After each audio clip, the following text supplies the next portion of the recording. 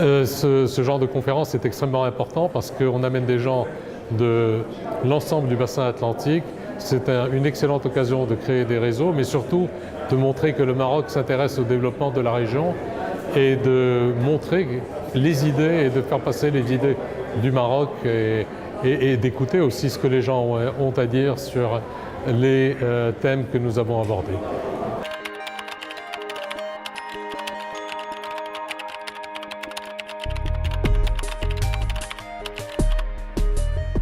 Je crois, comme je l'ai dit, il faut surtout expliquer aux gens que l'impact réel est très faible. Parce que si vous regardez, on parle aujourd'hui maximum d'1 million de personnes sur une population globale de 450 millions de personnes en Europe.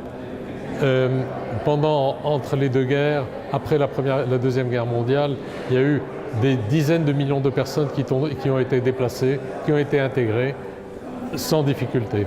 Après la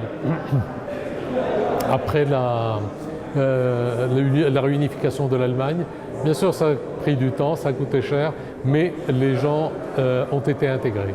Et aujourd'hui cela se passe bien. Donc il faut expliquer aux gens tout cela, il faut leur expliquer que finalement l'effort n'est pas très grand et que eux-mêmes, surtout en Europe, ont eu à subir ces phénomènes de déplacement parce que, après les guerres, à un moment où il y avait des difficultés énormes.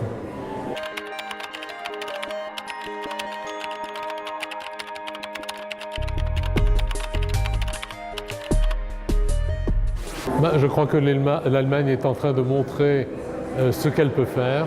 Peut-être que d'autres pays pourront s'en inspirer, mais vous savez, la réalité des pays sont différentes d'un pays à l'autre et donc chacun devra agir selon la réalité de son propre pays. Mais enfin, l'Allemagne est un excellent exemple. On voit l'effort qui est fait par le gouvernement, mais aussi l'effort qui est fait par les gens eux-mêmes. La dame, là, pendant le débat sur la migration, elle a expliqué qu'il y avait des privés qui s'occupaient des gens qui arrivaient. Il y a des gens qui vont... Je crois qu'en Allemagne, les gens ont eu à subir ce phénomène de déplacement. Ils sont conscients, ils ont eu des problèmes eux-mêmes, ils ont encore cela dans leur mémoire et je crois qu'il y a une empathie avec les gens qui arrivent de Syrie et d'ailleurs.